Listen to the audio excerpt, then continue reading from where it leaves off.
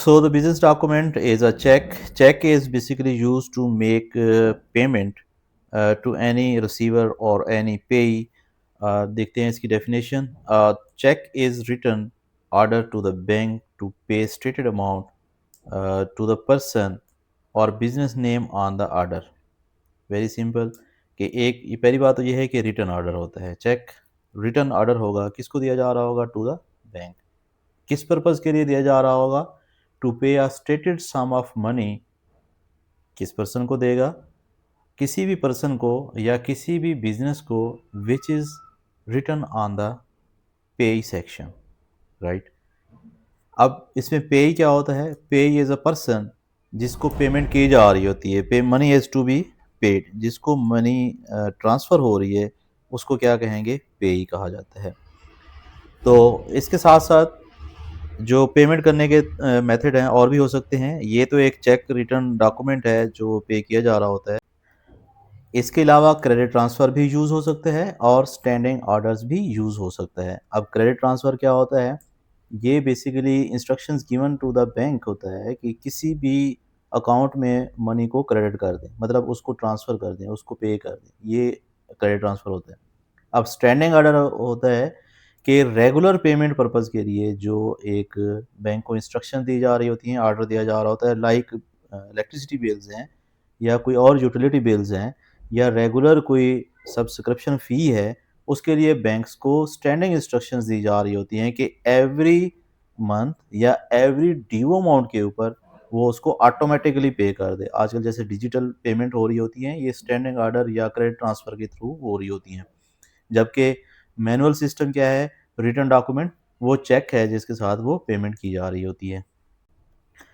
अब हम थोड़ा-सा देखते हैं कि चेक के ऊपर क्या-क्या इन्फॉर्मेशन होती है और कैसे उसको फ़िल किया जा रहा होता है। सबसे पहले बात तो ये है कि ये चेक के 2 पार्ट होते हैं।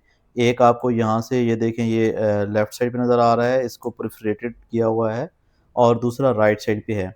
अब ये जो लेफ़्ट साइड पे है, यहाँ पे डेट आप लिखते हैं, जिस डेट को आप पेमेंट कर रहे हैं। जैसे यहाँ पे डेट लिखी हुई है 28th में और इसी तरह से चेक के ऊपर भी डेट इसी तरह से आपने रिकॉर्ड कर देनी है 28th में।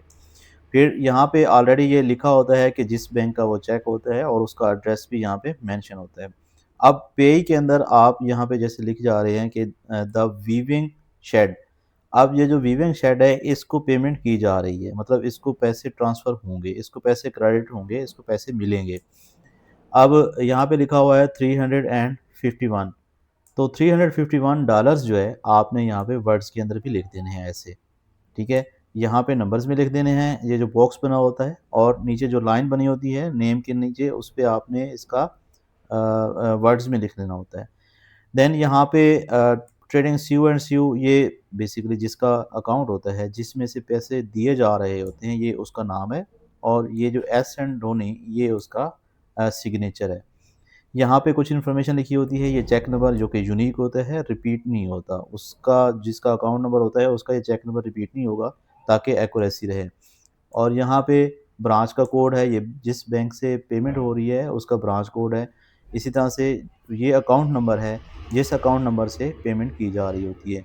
ये जो लाइन लगी हुई है, इस लाइन से राइट साइड पे जितना भी है, इसको टियर किया जाता है, फाड़ के उसको चेक आप देंगे बैंक वाले को और बैंक वाला अपने पास रखेगा और अमाउंट ये जो अकाउंट नंबर है 829 इसमें से वो डेबिट करके द वीविंग शेड के अकाउंट के अंदर वो ट्रांसफ़र कर देगा। अब ये जो लेफ़्ट साइड पे आपको नज़र आ रहा है ये बेसिकली चेक का काउंटरफोलियो है। इसके अंदर भी आप वही इन्फॉर्मेशन लिख सकते हैं जो एक्चुअल चेक के ऊपर आपने राइट साइड पे रिकॉर्ड की है। ये बेसिकली होती है हिस्टोरिकल रिकॉर्ड मेंटेन करने के लिए कि बाद में आपको पता चले कि आपने ये वाला चेक जो है वो किसको दिया था। ये जो चेक काउंटरफोलियो है ये हमेशा अकाउंट होल्डर के पास रहेगा, जबकि actual cheque as you know ये बैंक के पास चला जाएगा और इसकी बेस पे वो पेमेंट करेगा।